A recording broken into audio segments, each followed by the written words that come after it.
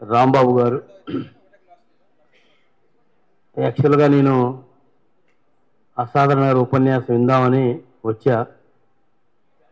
చివరికి ప్రేక్షగా కూర్చొని ఆయన ఉపన్యాసం వినడం కోసమే ప్రత్యేకంగా నేను వచ్చా. గౌరవనీయులు జస్టిస్ ఈశ్వరయ్య గారు, మిత్రులు జర్నలిస్ట్ విఠల్ గారు, వేదిక మీద ఉన్న శ్రీనివాస్ గారు, వేదిక మీద ఉన్న పెద్దలు, జేఏసీ ఏర్పాటు చేయాలని ఆలోచన వచ్చిన రోజే నేను ఫోన్లో మాట్లాడా.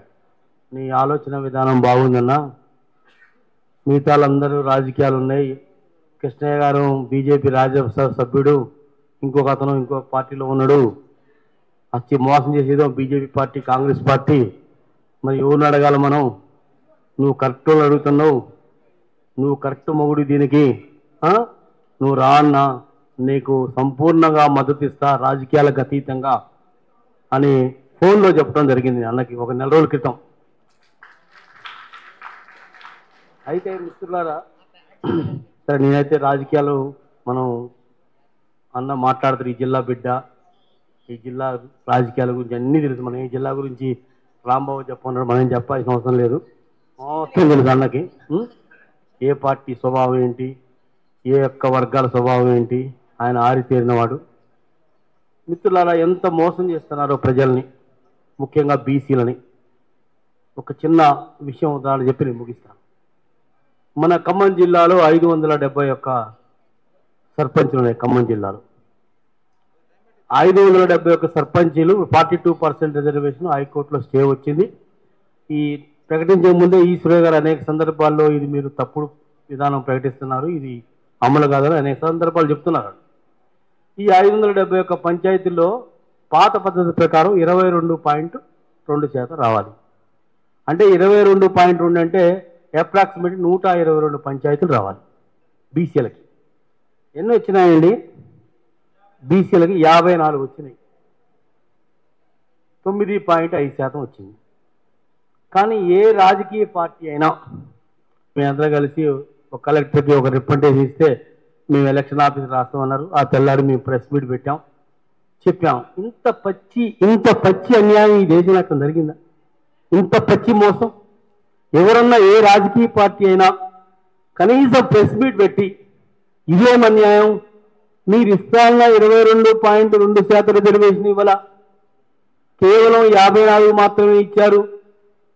ఈ 54% రిజర్వేషన్ ఎట్లా?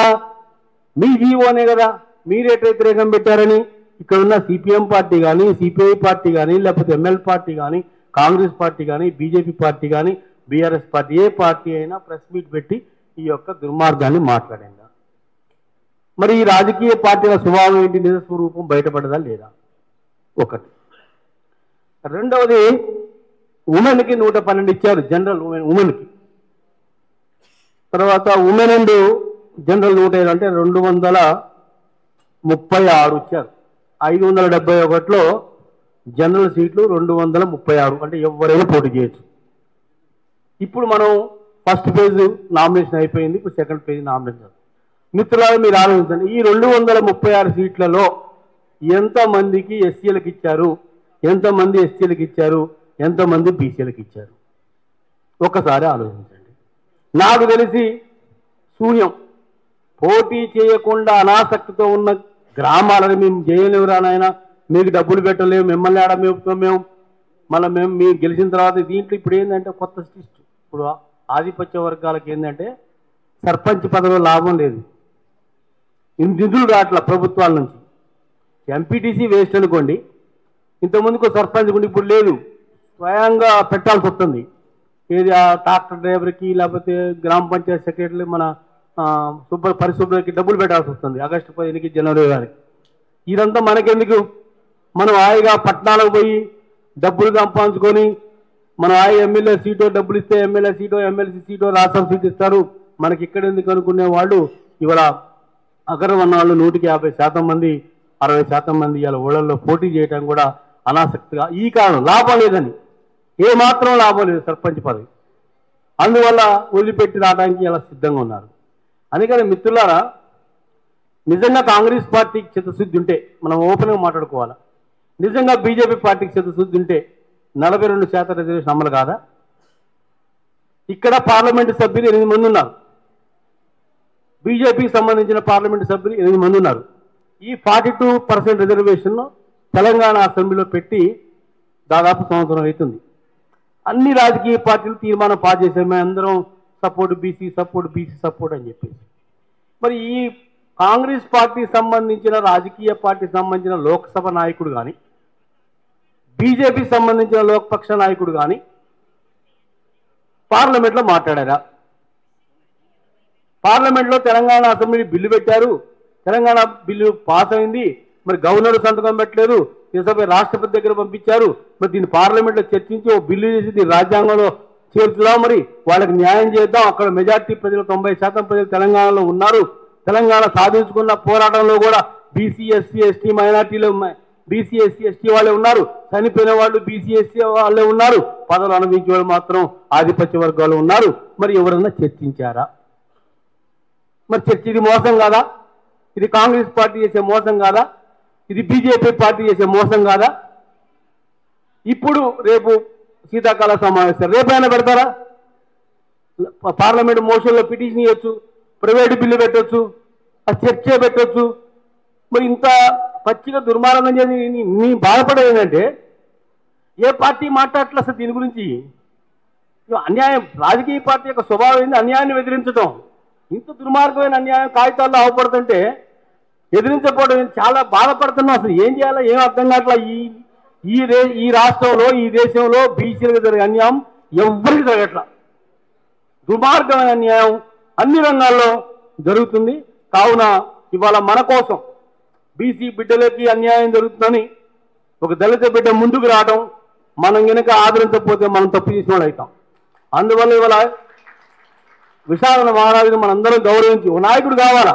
ఆయన కాళీశ్రామ్ గారు ఉత్తర ప్రదేశ్ తీసుకొచ్చి ఒక ఆలోచన విధానాన్ని భోజనంలో రేకెత్తిచ్చిండు.